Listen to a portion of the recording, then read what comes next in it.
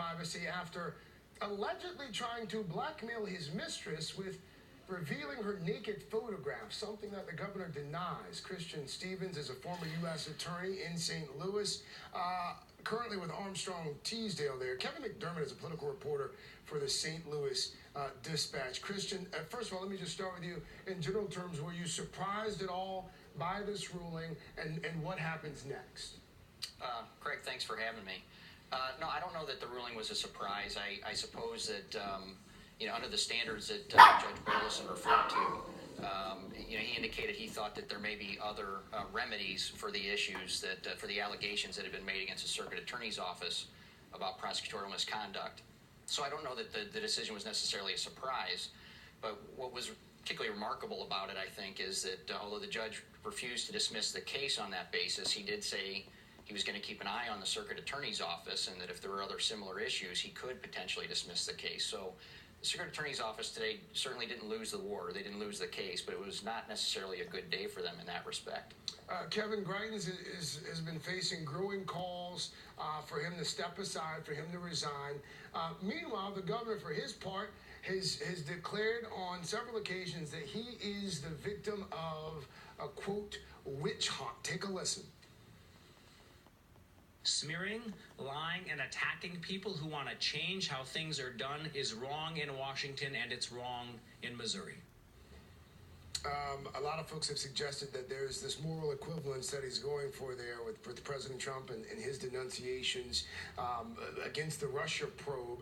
Is this something that's working there in Missouri? Is this an effective strategy? That clearly is the strategy, Craig, but there's some real question as to whether it's working. There are some parallels with Governor Greitens and President Trump in terms of how they came into office and how they fight with their fellow Republicans and so forth, but there's one big difference. Governor Greitens does not have a strong emotional base of support out there among Missouri voters. There's little indication that Republicans who lead the legislature here are afraid of removing him if they feel like they've got a case. So, yeah, I think that is his strategy. That whether it's going to work is another question. Yeah, you alluded to this here. There's some polling out. This is some of the latest polling that we've gotten out of Missouri. And this is from earlier this month. It shows that a majority want him to resign by a 12-point margin. There's the poll there. What are people saying about his refusal to do that?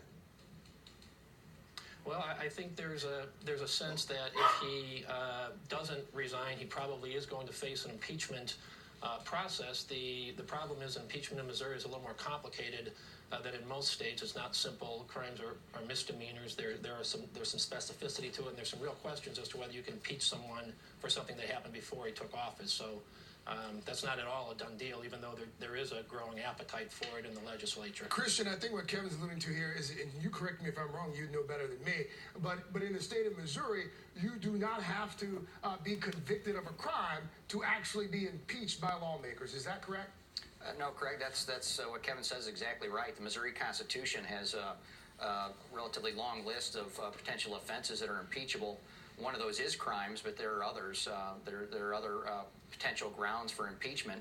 And so whether the governor survives the current prosecution in the city of St. Louis, he may still face impeachment. All right, we will leave it there. Again, it's a story that we're going to continue to follow closely here. Christian, thank you. Kevin, thanks to you as well. Kevin McDermott helping us keep a finger on the pulse of the folks there in St. Louis. This just into our newsroom. The